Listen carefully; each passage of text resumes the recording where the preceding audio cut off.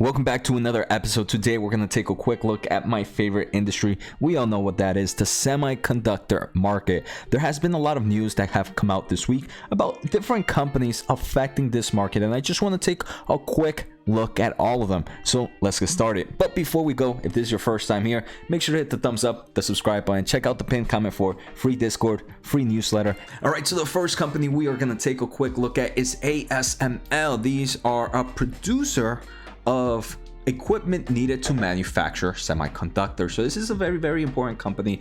Unfortunately, on January 3rd of 2022, just to start off the year, right? Great news to start off the year. There was a fire incident at ASML in their Berlin manufacturing facility.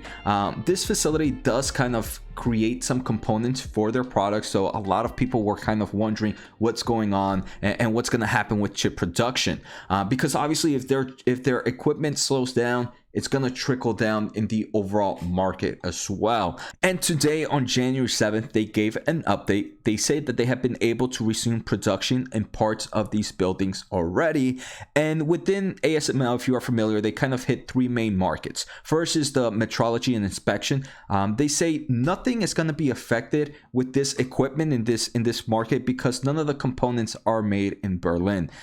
But if we take a quick look at the other two markets, I think this is where maybe some concern might come. I don't think it's full panic mode at the moment, but investors should expect some form of volatility. Their DUV, which is their direct ultraviolet components, have been restarted, and they expect to kind of make it where this will not affect any output and revenue for their direct ultraviolet machines. But they have their extreme ultraviolet machines and the fire affected part of production area of the wafer clamp, a module in their EUV systems. Right now, they're trying to determine how to minimize any potential impact for their EUV customers, both in output plan and in field services. Just to kind of a little bit more, ASML will report their Q4 earnings on January 19th of 2022. I'm super excited. Earnings season is coming back to full swing. Obviously, I'm going to take a quick look at companies like that. And they're going to explain a little bit more about how this fire might have affected future production. And I mean, even though it was a small fire, let's just remember, in the most recent quarter, this company sold about 79 units. That's all it needs to sell to make over 5.2 billion euros, right? Their machines, they're pretty much in the monopoly, so their machines sell really well. So even a slowdown in one or two machines can really affect this company's revenue base. So at the moment, it seems that there is the potential that it might impact a bit. It doesn't seem like it's anything catastrophic, right? That's what I'm reading right now, but obviously we'll learn more on January 19th when it's their earnings report. We can take a quick look right now. ASML in the past 5 days is down about 4.7%, and today is down about 0.7%. I do believe this is more just the overall market being down. I don't think anything is being affected by the fire. But before we begin, let's take a listen to today's sponsor. I want to thank the Motley for sponsoring this video. Motley is a company that provides investing insight and stock recommendations for investors of all skill sets and risk levels. You guys know I love finding new investing tools and resources to help me scout out new growth stocks. And right now I have a discount for one of my favorite services, the Fool offers. Through the Motley Fool Stock Advisor services, you get access to a ton of expert stock picks. Every month you'll get 2 new picks that are aimed at growing your wealth and to help you realize your financial goals. Stock Advisor's average stock picks have done amazing returns. If growing your money is something you'd like to do more of this year, you can visit fool.com/Jose Najarro or click on the link below for access to my special offer and decide if the stock advisor is right for you. Thanks again to the Motley Fool, and now onto today's video. The second thing I want to take a quick look at is there are reports that Micron Technology is scouting a new manufacturing plant to build more chips. They are either Central Texas would be a nice a place they're looking. Other states are also in consideration. This is a kind of a theme we're seeing a lot lately, and it kind of just shows the strength of the chip industry right now. And we're talking about Micron right now. Other states are in consideration, but just most recently, last year, I believe, in 2020, I can't believe we're in 2022, TSM kind of started a new production for a 5 nanometer chip fab in Phoenix, Arizona. This is expected to start making chips in 2024. Samsung, for example, in late 2021, mentioned that they're going to build a chip factory in Texas. We're seeing Intel also kind of making chip factories in Arizona. And the reason I kind of showcase all these companies is it kind of shows the long-term mentality of the chip market right now.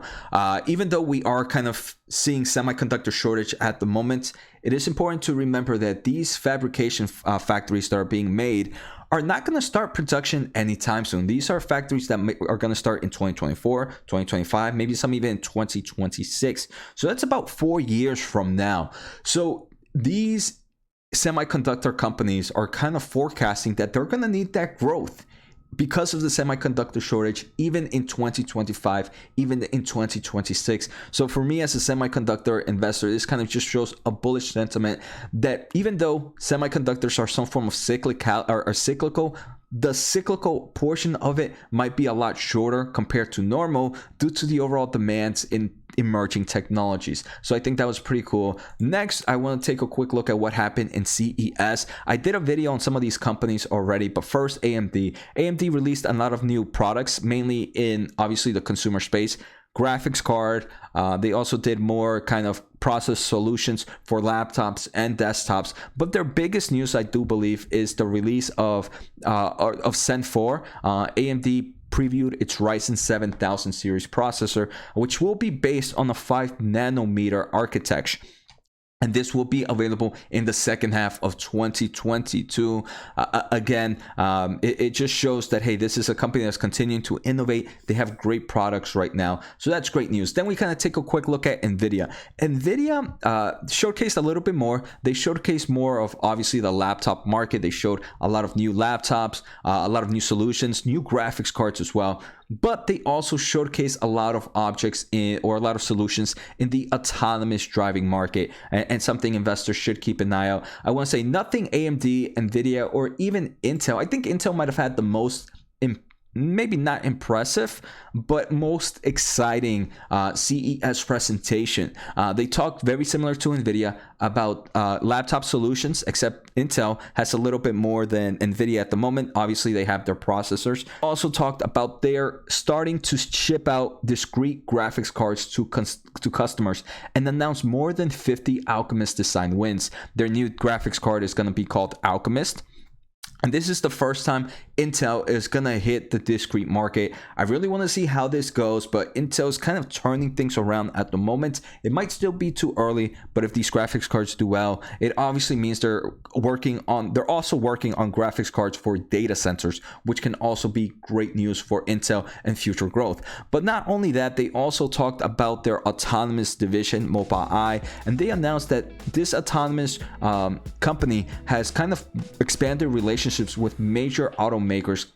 So we can see a lot of great news. It seems to me right now, the biggest markets growing in the chip industry are the laptop market and the autonomous market, because that's what Nvidia and Intel are really focusing at the moment. So I think these are markets investors should try to keep an eye out, especially in the semiconductor industry. In CES, another thing that we did see a lot, and it's kind of going with pretty much the meta platforms and the metaverse, we do see an increase of virtual reality headsets. PlayStation, Sony also announced a new version of their virtual reality headsets, VR2, so something to keep in mind of. So those are the major news I wanted to talk about. The fire, the overall increase in manufacturing plants, some of the big technologies we've seen in CES. So I hope you guys enjoyed today's episode. Take care, have a good day, and see you next time.